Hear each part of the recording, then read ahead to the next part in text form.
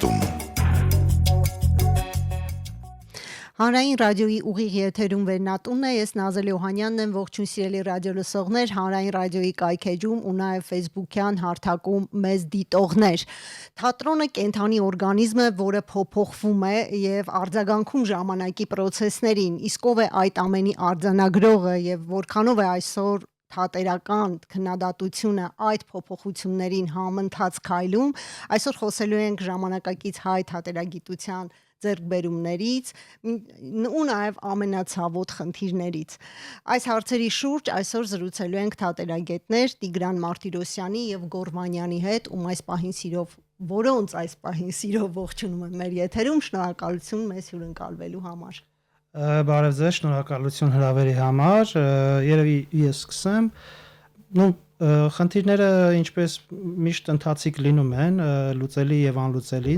միջնաժամկետ հեռանկարում, բայց այս պահի դրությամբ երևի թե ամենամեծ խնդիրը մեր համար եւ հասարակության եւ այլ շերտերում բարձրաստիճան գիտակցումն է մասնագիտության կարեւորության։ Զուտ թատրոնի պատմության եւ ապագայի տեսանկյունից, իսկ ձեռքբերումներից ես կարող եմ համարել շարունակականությունը լավագույն թատերախոսական անվանակարգի, որի այս տարվա հաղթողը Գորվանյանն է, քիչ հետո խոսքը իրեն կփոխանցեմ իհարկե, եւ մյուս ձեռքբերումը կարող եմ համարել, որ Ղազախստանի Հաբիտ Մուսրեպովի անվան պատանի հանդիսատեսի թատրոնի ներթատրոնական փառատոնից միջազգային ժյուրիի կազմում ընդգրկվելու հրավեր ստացավ թատերագետներ թատերագիտական կայքի, ՀԹԳՄ-ի կայքի թատերագետներից մեկը ես եւ այնտեղ մասնակցեցի դրան ու կարող եմ հաճելիորեն զարմանքս արտահայտել, թե ինչպիսի վերաբերմունք կա այնտեղ ոչ թե զուտ բառային մակարդակում, այլ գործնական մակարդակում, կիրառական մակարդակում այս մասնագիտության հանդեպ եւ այս մասնագիտության կարեւորության գիտակցման առումով։ Գիտեք ինչ, իրենց մոտ երբ որ խոսում էին, քննարկում էին գոլեգաների հետ, մեկը Ղազախստանից էր, Անարա Եներկբայը, թատերագետներից, նա ապացուցում էր, որ 95 թվականից է այդ ֆակուլտետը իրենց մոտ բացվել։ Թատերագիտական ֆակուլտետը մեր մոտ 40-ականների կեսերից է, բայց որ նայում ես ինչ զարգացում ունեն, ինչ քանակ ունեն մասնագետներ, երբ որ արդեն ավարտական կուրսերից այնտեղ ուսանողները սկսում են թատրոնում աշխատել, այսինքն դա խոսում է պետական մակարդակով մասնագիտության հանդեպ վերաբերմունքի մասին։ Ու այս տեսանկյունից կուզեի խոսքը փոխանցել Գորվանյանին, որ ավելի մանրամասն գուցեև ինչ որտեղ գիտական հենքով ներկայացնի ինչ ասել է թե թատերագիտություն, որն է նրա առաքելությունը, էությունը։ Գոր հետաքրքիր է, որ այստեղ որոշ համակարգային խնդիրներ կան, որոնք դանդաղեցնում են ընդհանրապես ոլորտի զարգացումը։ Կուզեի այդ մասին մի փոքր խոսեինք, ասենց ընդհանուր հայացքով, քանի որ դուք նշեցիք, որ դեռ 90-ականներից 95 թվականից եք այս ոլորտում եւ այդտեղի եւ ձեռքբերումներն եք տեսել եւ հետընթացները համեցեք։ Նկատի պետք է ունենք, որ թատերագիտությունը, ինչպես եւ դրամատուրգիան, սովորաբար ծաղկում են այն շրջանում, երբ ծաղկում է թատրոնը։ Եվ իհարկե համեմատությամբ 90-ական թվականների ներկայիս թատերական անցուդարձը մեզ թույլ է տալիս ավելի ակտիվ թատերագիտությամբ զբաղվել, դրան գումարված նաև նորագույն տեխնոլոգիաների ընձեռացան հնարավորությունը, այն հարթակները, էլեկտրոնային մամուլը, որոնք եւ ընթերցանության համար լայն այսպես դաշտ են ապահովում եւ հնարավորություն են ընձեռում ավելի ակտիվ ներկայանալու։ Այս առումով մենք պետք է ասենք, որ մեր օրերում թատերագիտությունը բավականին ակտիվացել է, մասնավորապես թատերական քննադատությունը։ Իսկ մասնագիտության նկատմամբ կա հետաքրքրություն, դուք դասավանդում եք։ Այո, մասնագիտության նկատմամբ հետաքրքրություն կա։ Մենք վերջին մի քանի տարում ճիշտ ասած նվազեցին դիմորդների քանակը, բայց այսօր արդեն նորից ունենք թատերագիտական կուրս դիմաց ուսանողուհի, ամբողջ խնդիրը այն է։ Մեկ ուսանողուհի։ Այսօր այո, մեկ ուսանողուհի։ Եվ դա ձեռքբերում է։ Եթե հաշվենք առնում, որ տարիներ շարունակ չենք ունեցել, այո, համարում եմ, որ ձեռքբերում է։ Դա երկու այսպես ասպեկտ ունի հարցը, առաջինը պայմանավորված է աշխատատեղով, թատերագետը որտեղ պետք է աշխատի, թեպետ եթե ազնիվ լինենք, նախկինում էլ Խորհրդային Միության տարիներին առանձնապես շատ չեն եղել թատերագետների հաստիքները եւ թատերական քննադատությամբ զբաղվել են մարդիկ հիմնականում մամուլի այն էջերում, որոնք որ մշակութային ուրեմն մաս ունեին։ Իհարկե մենք ունեցել ենք նաև Արարթերթ, Մեր ժամանակներում ունենք թատերագետեր կայքը, հա, այսպես բազմապրոֆիլ բավականին հետաքրքիր։ Միշտ են եղել գիտական հանդեսներ, որտեղ թատերագիտությամբ, արվեստագիտությամբ զբաղվողները այսպես ակադեմիական հոդվածներ են կարողացել հրապարակել, գիտական հոդվածներ են կարողացել հրապարակել, եւ առհասարակ մեր 20-րդ դարի թատերագիտական միտքը բավականին բեղուն է եւ ունենք բավականին լուրջ ձեռքբերումներ, բավականին ակնառու գիտնականներ, հա, ակադեմիկոսներ, դոկտորներ, որոնք կուր հիմքերի վրա են դրել հայ թատերագիտությունը։ Եթե ասում ենք օրինակ ձեռքբերում, ինչ ենք հասկանում նախ եւ առաջ, այն որ այդ տեքստը կամ հոդվածը հաջողություն է ունենում հանրության շրջանում, քննարկումներ են լինում, կամ գուցե թատրոնի միջավայրում է, այսպես թատերական միջավայրում է շրջանառվում այդ հոդվածը կամ ընդհանրապես հետազոտությունը որս պատասխանի լավ, ես սկսեմ գոռ, եթե ուզենաք լրացնի։ Տեսեք, ձեռքբերումը այն է, որ կա ընթերցողական պահանջարկ։ Եթե սկզբնական շրջանում 1000-ից 2000 դիտում ուներ մեկ նյութը, իսկ մի մոռացեք, որ սա ամեն դեպքում թեկուզ թատերախոսականը նեղ մասնագիտական նյութ է։ Որոշակի պատրաստվածություն, background ասած ունեցող անհատ պետք է լինի ընթերցողը, որ խորապես ընկղմի մեջ է եւ այսպես ասած գալով հասկանա նյութի բովանդակությունը։ Իսկ այսօրվա պարագայում մենք կարողացել ենք հասցնել 2-ից 3000 եւ ավելի դիտում, իսկ 4000 եւ ավելի։ Ձեր կայքում։ Կայքի եղած նյութերը, հոդվածները, թատերախոսականները, որ տանում ենք, հիմնականում նկատի ունեմ թատերական բլոգինգի բաժնի եղած նյութերը, որոնք բարձր կարա լինի 500-ից մինչև 3000։ Դա խոսում է արդեն հաջողության մասին, հաջող ձեռքբերման մասին, որտեղ ձեռքբերումը երբ որ դու ունես արդեն կոնկրետ ընթերցազանգված, եթե հետաքրքիր չլինի նյութերը, որքան էլ ասենք իմ ոճը մի քիչ բարդ է, ի տարբերություն գոռի գիտական ոճի կամ նարինի ավելի թեթև ոճի, բայց 1-2 հոդվածից հետո, 3 հոդվածից հետո արդեն չեն կարդա մարդիկ։ Իսկ այդ հոդվածները հիմնականում հետահայաց են, թե դուք նաև խոսում կամ ներկայացնում եք պրեմիերայից առաջ այդ ներկայացումը, թե ինչ է օրինակ լինելու։ Գոռը խոսի։ Շատ լավ հարց եք տալիս։ Սա բացառապես նաև վերաբերում է թատերագիտություն, մասնագիտության ճյուղերին, որովհետև քչերը գիտեն, թե թատերագիտությունը որպես մասնագիտություն, հա, ինչ է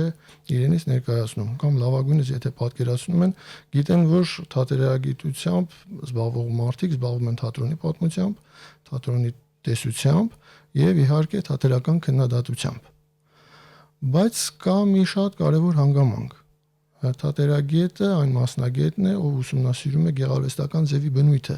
թատրոնում, որի համար մասնագիտական լուրջ գիտելիքներ են պետք։ Ինչպես երաժշտագետը չի կարող երաժշտագետ լինել, եթե նա երաժշտական պարտիտուրա չի կարդում, այնպես էլ թատերագետը չի կարող թատերագետ լինել, եթե նա բեմական գործողության պարտիտուրա չի կարդում։ Ներկայացումներ չի նայում ուղղակի։ Ներկայացումներ չնայելու մասին չի խոսքը, նա կարողանա խոսել դերասանական արվեստից, կարողանա խոսել ռեժիսորական արվեստից, ներկայացնել դերասանի գործողությունը, արարքից խոսել, ինչ սիմվոլներ կան այստեղ, ինչպես են աշխատում, ինչպես է ռեժիսորն աշխատել դերասանի հետ, ինչպես կոմպոզիտորի հետ, հա,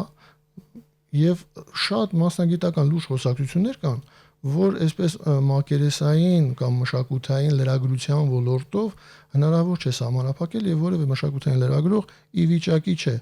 Մշակութային լրագրության դեպքում թատրոնը ընդամենը թեման է, որով մշակութային լրագրողը այս պահին իր հոդվածում անդրադառնում է, որին անդրադառնում է։ Իսկ թատերագետի պարագայում դա թեման չէ։ Ավելին ասեմ, շատ թատերագետներ առհասարակ աշխատում են թեման չքննել եւ չքննարկել, նրանց առավելապես հետաքրքիր է արվեստում ինչպես-ը, ոչ թե ինչ են խաղում, այլ ինչպես է դա ներկայացված։ Չէ՞ որ շատ պիեսներ դարեր շարունակ խաղում են եւ հայտնի են։ Այո, օրինակ Համլետի բազմաթիվ օրինակներ կան։ Այն ներկայացնում այսօր կամ ինչ հետաքրքիր ռեժիսորական մտահղացմամբ է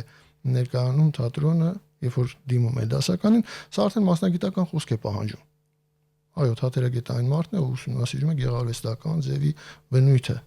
եւ այստեղ լուրջ մասնագիտական գիտելիքներ են պետք։ Նկատի պիտի ունենանք, որ հատկապես հայ թատերագիտությունը իրենում մի շատ կարևոր առանձնահատկություն ունի։ նախ 20-րդ դարում, երբ որ հայ թատերագիտությունը ծաղկում ապրեց, իհարկե մենք 19-րդ դարում էլ ենք ունեցել թատրոնի մասին գրող հեղինակներ, նաև մեր գրողներն են անդրադարձել, հա, Շիրվանզադեն, չմոռանանք Գրիգոր Արզրումանյանը, այո, բայց երբ որ արդեն Մերսանում մասնագիտական կրթություն էին ստանում թատերագետները, երբ որ թատերական ինստիտուտը բացվել էր եւ կար թատերագիտական ֆակուլտետ խորհրդային շրջանում։ Այո, խորհրդային շրջանում, սա այն շրջաններ, երբ որ հայ թատրոնը, մասնավորապես Սունդուկյանի անվան թատրոնը ուղղակի ծաղկում էր ապրում։ Բեմում բազմաթիվ, այսպես ասած, աստղեր կային, Հրաչյան Նեսեսյան, Վահրամ Փափազյան, Հասմիկ, Օլգա Գուլազյան, Արուզ Ոսկանյան, այս անունները կարելի է շարունակել մինչև մեր ավագ սերնդի դերասանները, Խորեն Աբրահամյան, Սոս Սարգսյան, հա, Մեհեր Մկրտչյան, նրանք բոլորը բեմում էին։ Եվ թատրոնը ինքը տոն էր տալիս, որպեսզի թատերագիտությունը զարգանա եւ պահանջը կար թատերագիտության։ Այստեղ հայ թատերագիտության համար հիմք հանդիսացավ թատրոնը, ոչ թե գրականությունը։ Եվ սա մի ընթացք էր, որ ողջ Եվրոպայում արդեն գրականագիտությունից թատերագիտությունը անջատվել էր։ Գիտական թատերագիտության հիմնադիրներից, օրինակ Մաքս Հերմանը Գերմանիայում, ով եւ կրթությամբ գրականագետ էր եւ թատերագետ էր, տարանջատեց։ Մենք պետք է նկատի ունենանք, որ գիտությունը առհասարակ գնում է դիֆերենցման ճանապարհով, ոչ թե միանում են իրար, այլ ընդհակառակը տարանջատվում են։ Եթե նույնիսկ բժշկության մեջ մենք, ասենք, քիրուրգիան ենք ուսումնասիրում, այսպես նեղ քիրուրգիայի բաժանմունքներ կան այսօր, չէ՞։ Հա, այդպես էլ ուրեմն գիտության պարագայում եւ ահա գրականագիտությունը արդեն բավականին հսկա ժամանակ է տարանջատված է թատերագիտությունից եւ գրականագետները իրենց գրականագիտական գիտելիքներով թատերագիտությամբ զբաղվել չեն կարող, որովհետեւ այստեղ դրամատուրգիական երկը չենք քննում եւ թատրոնը վաղուց ապացուցել է, որ ինքը գրականության աղախինը չէ, իր ինքնակեցությունն է ապահովել։ Շատ լավ, բայց նաև մենք չենք ուզում, որպեսզի թատերագիտությունը փակվի ակադեմիական նեղ շրջանակներում, որտեղ մեր ժամանակներն այնպիսին են, որ ասենք յուրաքանչյուր մեկը ներկայացում դիտելիս կամ իր տպավորությունները ուղղակի գրում է գուցե շատ հաջողված տպավորությունները Facebook սոցիալական ցանցում, օրինակ, կամ այլ ցանցերում սոցիալական, ու այդտեղ արդեն մենք խնդիր ունենք արագ արձագանքելու, արագ գնդակը կոդաշտում է։ Տեսեք, ուրեմն ինչը որ ասում եք, այդ Facebook-յան արձագանք կոչվածը, դա այսօր ժամանակակից մշակութային աշխարհում անվանում են մեր մասով թատերական բլոգինգ։ Այդպեսի նույնիսկ դպրոց կա, ես 2-3 տարի առաջ մասնակցել եմ։ Ներեցեք, դա միայն թատերագիտությանը չի վերաբերվում, բոլոր մշակութային մշակույթին։ Դրա համար էլ հենց հատուկ այդ համաժողովին, որ ես մասնակցեցի, Չեխովյան փառատոնիկից համաժողով կար երիտասարդ թատերական գործիչների, այնտեղ հատուկ թատերական բլոգինգի դպրոց էր։ Այդ նույնը մենք գրեթե նույնը մենք արել էինք կայքում մոտ դրանից 2-3 տարի առաջ հենց թատերասերի գրառումներ բաժինն է, եւ ես նույնպես ունենում եմ այդպիսի գրառումներ, բլոգինգ, որը շատ ավելի պատկերավոր լեզվով է, մետաֆորիկ լեզվով է։ Այո, տեղ որը 15% կզբաղեցնի մասնագիտական տերմինոլոգիա, ինչ-որ վերլուծական մաս, բայց հիմնականում սովորական սպառողի համար նախատեսված տեքստերը այդտեղ են լինում, եւ ոչ միայն իմ տեքստերը լինում են սովորական հանդիսատեսի այդ թատերասեր կոչվածի առաջին արձագանքման հարթակը մենք ունենք, բայց նախորդ հարցին վերադառնալով, այո, կարող է լինել անցյալին, օրինակ Գոռը գրելով ջին խաղի մասին, հետահայաց էր կատարել նաև Խորեն Աբրահամյանի եւ իր կնոջ Գոհարի նույն ներկայացման զուգախաղին։ Այսինքն զուգահեռ էր անցկացրել։ Նույնը ես Շեքսպիրյան Զարա Անտոնյանի կուրսը դիպլոմային աշխատանքը Յուրա Կոստանյանի կուրսում որ արել էին, The Best of Shakespeare 10 տարի հետո նոր գրել եմ, որտեվ ես ներքուստ ինձ պատրաստ չէի համարում իմ ուզած ձևով վերլուծելու համար։ Բայց լինում է մեծ մասան, որ ես առաջնախաղերին եմ արձագանքում թատերախոսականով, այսինքն հարաբերական է, երկուսն էլ կան, բայց պատմական անցյալը գոնե մերձավոր պատմական անցյալը ունենալ իմատի ունենալ հայացքում եւ հետահայաց զուգահեռ անցկացնելը դա միայն ու միայն հարստացնում է բովանդակությունը։ Եվ ասեմ ձեզ, ընթերցողին էլ կարող է ստիպել վերադառնալ, իր հուշերը արթնանալ եւ ընթերցել դրա հետ կապված նյութը։ Գոր իսկ զուգահեռներ անցկացնելիս ժամանակը հաշվի եք առնում, այսինքն կարևոր դիրքերում է լինում ժամանակը, թե էլի խոսում եք ձևի մասին, թե ինչպես է օրինակ ներկայացրել Խորեն Աբրահամյանը ժամանակին եւ ինչպես են այսօր համազգային թատրոնում նույն ներկայացումը խաղում։ Տեսեք, նայած թե թատերախոսականը գրվում է ինչ ուղղությամբ, եթե հասարակագիտական տեսանկյունից են հարցը քննում, սա այստեղ կարելի է խոսել։ Դուք ինչպես եք, դուք ձեր փորձառությունից։ Ես միշտ աշխատում եմ խոսել արվեստի մասին, գեղարվեստական ձևն եմ քննում։ Եվ այս պարագայում արվեստի արժեքը ժամանակով չենք չափում։ Իսկ գեղարվեստական ձևը արդյոք պայմանավորված չէ, եթե ասենք այդ ձևը նախորդ դարի կեսերին եւ խորհրդային միջավայրում այլ կերպ է հնչում կամ այլ կերպ է ներկայացվում, մեր ժամանակներում, ասենք արհեստական բանականության ժամանակաշրջանում այն բոլորովին այլ ձևով պիտի փաթեթավորվի, այսպես ասած։ Տեսեք, մանավանդ թատրոնի դեպքում, երբ որ մենք խոսում ենք, արհեստական բանականությունը եւ առհասարակ այստեղ ամենակարևորը մարդուս կենթանի վարքագիծն է։ Մարդը պայմանական իրականության մեջ գրական հիմքով թե երաժշտական ինչպես է ձևաստեղծվում։ Եվ այստեղ արհեստականությունը, արհեստական բանականությունը եւ առհասարակ նորագույն տեխնոլոգիաների մասին, երբ որ խոսք ենք բացում, ապա պիտի հասկանանք, որ խոսքը վերաբերում է տեխնիկական կողմին։ Այսինքն արվեստի, գուցե արհեստին, գուցե տեխնիկական այլ միջոցներին, որ հնարավորություն է տալիս ներկայացումը դարձնելու ավելի դինամիկ։ Բայց գեղարվեստական հույզը իր ընկալմամբ եւ արտահայտությամբ որակապես չի փոխվում։ Եթե հանդիսատեսը հուզվում է Ռոմեո Ջուլիետի ֆինալի տեքստը կարդալիս եւ նույնությամբ հուզվում է Տիտանիկ ֆիլմի ֆինալը տեսնելիս, մի դեպքում ամենևին չկան նորագույն տեխնոլոգիաներ, մյուս դեպքում կան, հույզի որակը չի փոխվում։ Երկու դեպքում մարդը արտասվում է։ Մնացած պարագայում խոսքը տեխնիկային է վերաբերում, արվեստի տեխնիկային։ Իհարկե այսօր այդ հույզը ստանալը ավելի դյուրին է։ Ավելի դյուրին է։ Եվ երբ որ խոսում ենք արդեն ժամանակի մասին, այս առումով թատերական արվեստը ինքը միշտ ներկա պահ է։ Մենք որքան էլ որ փորձենք համեմատություններ անել, զուգահեռներ տանել եւ այլն, մենք չենք կարող ուղիղ համեմատական տանել։ Այո, եւ պահանջներն են շատ տարբեր եղել։ Եթե օրինակ էլի վերցնենք Խորեն Աբրահամյանի ժամանակը, թե թատրոնի նկատմամբ ինչ վերաբերմունք է եղել եւ մեր ժամանակները ինչ սպասելիքներ ունենք մենք թատրոնից, դրանք էականորեն տարբեր են։ Ժամանակի ընթացքում ինքնաբերաբար փոխվում է, այսինքն կենսառիթմերի փոփոխության հետ, մարդու հուզական որակի հուզերանգի որակի փոփոխության հետ բնականաբար մաներան էլ խաղային փոխվում է։ Մարդու արտահայտած հույզը փոխվում է, խաղային մաներան էլ պետք է փոխվի։ Դա ինքնաբերաբար լինում է, նույնիսկ գրողական մաներան է փոխվում։ Կարդացեք խորհրդային շրջանի հոդվածները, կարդացեք անկախական հետ անկախական շրջանի եւ կարդացեք 2005-ից հետո շրջանի հոդվածները։ Բացարձակապես տարբեր մաներայնության մեջ գրված բաներ են։ Լավ, եկեք խոսենք, թե ինչպես է զարգանում առհասարակ աշխարհում թատերագիտությունը, եթե այն կա իրականում եւ ինչպիսին է այն։ Ես կուզեի, որ Տիգրանը մանրամասնի իր վերջին այցելությունը Ղազախստան, դա այդ օրինակը ուղղակի բերի ու առհասարակ խոսենք նաև եվրոպական թատրոնի մասին, եթե տեղեկություն կա։ Կա, տեսեք, Ղազախստանում ես նշեցի, որ բավական абիտուրիենտների քանակ կա, դիմորդներ կան, եւ նույնիսկ ասեմ ձեզ ավելին, նրանք էլ նույն Լեմանի աշխատությանը հղում կատարելով են իրենց հոդվածները գրում, արդեն ավարտական կուրսի ուսանողները իմ ձեռքին հայտնվեց իրենց այդ թատրոնի խաղացանկի ուլպան ներկայացման մասին եւ այլ լիտեի այլ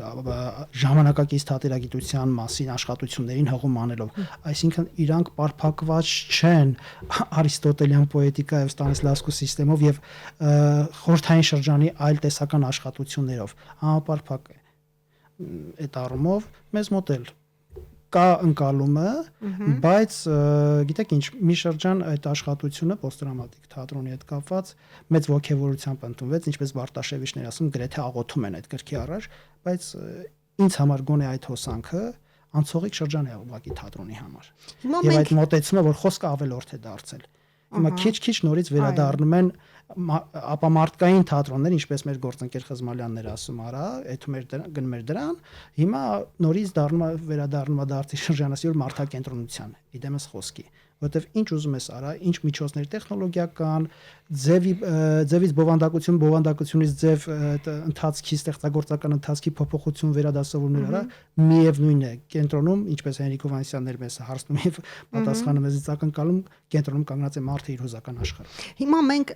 երկու երկրները եւ Հայաստանը եւ Ղազախստանը հետ խորհրդային երկիր է եւ նույն խնդիրները կարող էր նաեւ ունենալ թատերագիտության մեջ, այնտեղ ինչ խնդիրներ կային ակնառու այդպես։ Տեսեք, եթե խնդիր դիտարկեմ, օրինակ իրենք մեր կայքի պես կայք չունեն եւ գործընկերոջս հետ որ խոսում եք, իրանք էլ ցանկություն ունեն եւ կուզենան ունենան։ Իսկ կան այնտեղ թատերագիտական հարթակներ, այլ հարթակներ կան, որտեղ թատերախոսականները իրենց ղազախական հարթակները կան, բայց այսպիսի հենց նեղ մասնագիտական հարթակ կներեք մեծախոսություն չլինի եւ ինքնագովություն չլինի, տարածաշրջանում էլ ես չեմ տեսնում ռուսական մի թեատրալոգիա, թատերաբանություն կայքն եմ տեսել, այս վերջերս բացահայտել, չկա նեղ մասնագիտական այսպիսի համապարփակ, որ մոտ 21 բաժին ունենա, չկա։ Եվ իրանք էլ ցույց եմ տվել բնականաբար գործընկերներից ինչպես է աշխատում կառուցվել, իրանք էլ ցանկություն ունեն, որ ունենան, բայց որ իրենց մոտ բնագավառի զարգացումը գեներացվում է արագընթաց առաջընթացիկ տեմպերով, դա փաստ է։ Տեսնում ես վերաբերմունքը եւ ակնհայտ փաստերը ինչպիսի մոտեցում կա։ Օրինակ արագընթաց առաջընթաց, ինչ նկատի ունեք։ Այսինքն, եթե մենք 45 թվականից ենք արել, բայց այսօր մենք ունենում ենք ընդամենը եւ ուրախանում ենք հաջողություն ենք համարում, որ մեկ աբիտուրենտ ունենք, սովորող երեխա ուսանողի, իսկ այնտեղ ամեն տարի առնվազն 5 դիմորդ կա։ Դուք պատկերացրեք 20 տարի հետո քանի թատերագետ են իրանք ունենալու։ Մենք քանի թատերագետ ենք ունենալու։ Ախր պետք է բազմազանություն առնենք դեմոգրաֆիան, դեմոգրաֆիայի խնդիրը չի։ Մենք գիտեք, ես հաշվել եմ մոտ մենք այսօրվա դրությամբ դիպլոմ ունեցող թատերագետ, որ կրթություն ունի 20 հոգի ենք, որից 10-ը ակտիվ չեն բացարձակապես, 5-ը ակտիվ են, 5-ը կիսա ակտիվ։ Իսկ դա տխուր պատկեր է։ Այ մենք դանդաղում ենք։ Իսկ ընդհանրապես ինչպիսին է զարգացումը առհասարակ աշխարհում։ Այդ թվերը որ Տիգրան ասեց, չգիտեմ կոնկրետում նկատի ունի, այդպես չէ։ Նկատի պիտի ունենանք, որ եւ Թատերական ինստիտուտը, եւ Գրականության եւ արվեստի թանգարանը, եւ արվեստի ինստիտուտը ունեն բաժիններ, որտեղ որ թատերագետներ են աշխատում եւ թատերագիտություն ասելով միայն թատերական քննադատությամբ ովքեր են զբաղվում, այս դաշտը չպիտի չէ, օրինակ նաև մանկավարժությամբ են զբաղվում, հա,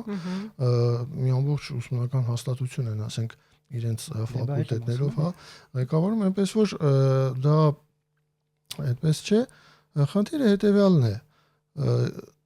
նախ եկեք հասկանանք, ինչու հենց 20-րդ դարում հայ թատերագիտությունը ոչ միայն այլ առհասարակ աշխարհում թատերագիտությունը որպես գիտություն ձևավորվեց եւ մասնագիտացավ, որովհետեւ 20-րդ դարի թատերական ուղղությունները սկսած 1920-ական թվականներից գալիս էին փաստելու, որ թատրոնը ինքնակեց ինքնուրույն արվեստ է եւ կախված չէ գրականությունից։ Դա Ստանիսլավսկին կլներ իր տեսությամբ, թե նրան հակառակ իր հայացքներով Մերխոլի բիոմեխանիկան, թե Միխայել Չեխովը, թե Անտոնեն Արտոն, թե Եժի Գրատովսկին, նրանք բոլորը իրենց ուսումնասիրություններում մեկ բան էին փաստում, որ թատրոնը ինքնուրույն արվեստ է եւ այս արվեստով զբաղվելու անհրաժեշտություն կա գիտականորեն, որովհետեւ շատ թատերական ուղղություններ գրեթե իրարամերժ են, բայց յուրովի հետաքրքիր։ Այսօր մոտ 100 տարի անց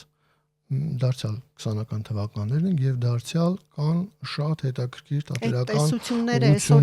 եւ էքսպերիմենտներ, ոչ միայն տեսությունը, այլև թատրոնը նորից պահանջում է, որ գիտականորեն բացատրեն ինչ է կատարվում այսօր։ ինչպիսին է այսօրվա թատերական արվեստի բնույթը։ Եթե նույնիսկ թատրոնը այսօր տրանսֆորմացվում է ֆիզիկական թատրոն, պերֆորմանսներ, դոկումենտալ, այսպես դրամատուրգիա, իհարկե առավել եւս, այո, հենց այդ հանգամանքներով պայմանավորված ել ավելի անհրաժեշտ է գիտականորեն բացատրել ինչ է կատարվում, որտեղ է հոգեբանական թատրոնը, որտեղ է, մարմնակենտրոնը եւ ինչ ենք հասկանում այսօր, երբ որ ասում ենք ապամարտկային թատրոն, այն դեպքում, երբ որ թատրոնի բուն նյութը մարդն է, ձևն էլ նյութն էլ դերասանի համար իր անձն է։ Իսկ ինչ է նշանակում ապամարտկային, եթե այսպես շատ կարճ ձևակերպենք, որպեսզի գիտեք, ուրեմն այս արտահայտությունը մշակութաբան, տեսաբան, փիլիսոփա Խոսե Օրտեգայի Գասսետը շրջանառության մեջ դրեց եւ նա բերում էր հետաքրքիր մի միտք, ասում էր, գիտեք ինչ ասում էր, Պիկասոն ոչ թե նորի սկիզբն է իր արվեստով, այլ հնի ավարտը եւ գալիս է մի արվեստի հանդեպ մի հետաքրքրություն, մի ստեղծագործական մոտեցում եւ այլն, որ եթե ուշադիր քննում ենք, դժվար է այն արվեստ համարել եւ գալիս է մի արվեստ, որի բուն նպատակը նախկինը հերքելն է, ոչ թե հաստատել իր ինքնությունը, իրենը, իր կերպը, այլ գալիս է նախկինը հերքելու հաշվին հաստատում իր տարբերությունը։ Շատ լավ։ Պիտի արդեն ամփոփենք մեր զրույցը, որովհետև հաղորդումն ավարտվում է։ Շատ կարճ մի հարց, որը ակնկալում եմ, որ երկուսդ էլ պատասխանեք, որքանով է այսօր մեր քննադատությունը հաշվի առնելով են ինչի մասին քիչ առաջ խոսում էինք, տիրապետում այդ նոր ձևաչափերի լեզվին, գործիքակազմին։ Նկատի ունեք մարմնի թատրոն եւ այլ այո, այդ նշածների հետ կապված աշխատանքը։ Գալիս է դա նեղ մասնագիտացումից, օրինակ գոնե մնջախաղի առումով ես գիտեմ, որ ես եմ էլի ուսումնասիրել, 10 տարի ուսումնասիրում էի, բնականաբար նույն տեսությունների արդիականության կամ մեթոդների արդիականության մասին որ խոսում եք, այդ պերֆորմատիվ թատրոնը, պերֆորմանս առանձին ասածը, այսօր դրա հիմքում արդեն մասնագետները, ռուս մասնագետները տեսնում են Մերխոլյան բիոմեխանիկան։ Եվ նույն Գրատովսկին էլ վերջում, Եժի Գրատովսկին լեհ հայտնի բարենորոքիչներից մեկը, վերջում իրեն անվանում էր պերֆորմերի վարպետ, ուսուցիչ, ոչ թե ռեժիսոր, այլ պերֆորմերի ուսուցիչ է իրեն անվանում։ Այսինքն այդ վերաիմաստավորումները միշտ էլ լինում են։ Բնականաբար արդեն ինչ որ հարցեր, որոնք մնայուն են եւ կշիռ ունեցող են, իրենց արդիականությունը պահում են միշտ։ Ինչպես գեղարվեստական ստեղծագործության մեջ նույն Շեքսպիրի պարագայում Ստանիսլավսկիի մոտ էլ բուն նյութը ինքը մշտարդի է, ձևափոխումներ ունենում է, տարբեր շկոլաներ կան Ստանիսլավսկիի, սկսած եվրոպականից մինչև ամերիկյան, երբեմն նույնիսկ Ամերիկայից են գալիս այստեղ վարպետության դասեր անցկացնում, բայց բուն նյութը, բնույթը, այն հանճարեղ դիտարկումը, որ նա արել է, հայտնությունը, որ այլը մնում է։ Այդ հիմնարար տեսությունները բնականաբար որոշ վերաձևումներով իրանք մշտարդի են մնում։ Դուք ինչպես կարծիք եք այդ հարցին։ Փառատոներ են կազմակերպում, միջազգային փորձի փոխանակում է տեղի ունենում։ Ընդամենը 1 ժամ առաջ Արվեստի ինստիտուտում հյուրընկալել էինք կանադացի դոկտոր պրոֆեսոր Յանա Մեզոնին, ով խոսում էր, թե միջազգային գիտական շտեմարաներում ինդեքսավորված ամսագրերում ինչպես է պետք տպագրել։ Ինքը մասնագիտությամբ թատերագետ էր եւ ժամանակակից նաեւ թատերագիտության պահանջներին անդրադարձանք, խոսեցինք օրինակ Կանադայում թատերագիտական կրթություն ստանում են թե ոչ եւ բավական հետաքրքիր պատասխան նա տվեց, ասեց իդեպ ասեց եվրոպական տարբերություն շատ երկրների արվեստի տեսանկյունից առաջավոր։ Մենք երբեմն ասում ենք առաջավոր այս կամ այն երկիր, երբ որ երկիրը առաջավոր իր տնտեսությամբ, իր գուցե բժշկության տեսանկյունից, բայց արվեստի տեսանկյունից ամենևին էլ առաջավոր չէ, հա։ Ասեց համեմատենք եթե այդ երկրին եւ հետ խորհրդային միության պետություններին, ապա պիտի ասենք, որ այստեղ թատերական արվեստը այն աստիճան զարգացած չէ, որ մենք մեզ թույլ տայինք ունենալ թատերական առանձին հաստատություն եւ թատերագիտական կրթություն այնտեղ ստանային այս պարագայում։ Ես խոսում եմ Կանադայի մասին։ Հետևաբար, երբ որ խոսք է լինում միջազգային փորձը ինտեգրելուն, ապա այստեղ պիտի հասկանանք, թե արդյոք մենք խոսում ենք այն պետությունների մասին, որտեղ թատերական արվեստը զարգացած է, որովհետև եթե խոսում ենք Գերմանիայի, Իտալիայի, Ֆրանսիայի մասին, ապա ինչ խոսք նաև Ռուսաստանի այդ փորձը կարելի է ինտեգրել։ Շատ լավ, գուցե հնարավոր չէ այդ անդրկուն թեման այսքան կարճ ժամանակում հասցնել ամեն ինչից խոսել, մանավանդ որ շատ հաճախ չենք խոսում թատերագիտությունից, գուցե այլ օր մենք նույնպես անդրադառնանք թատերագիտությանը։ Ես ուղղակի ռադիոլսողին հիշեցնեմ, որ զրուցակիցներս թատերագետներ Տիգրան Մարտիրոսյանը եւ Գոռ Վանյանն էին։ Մենք խոսում էինք թատերագիտության ձեռքբերումներից մերօրյա ու նաեւ խնդրահարույց թեմաներից։ Ինձ հարեց Նազել Օհանյանը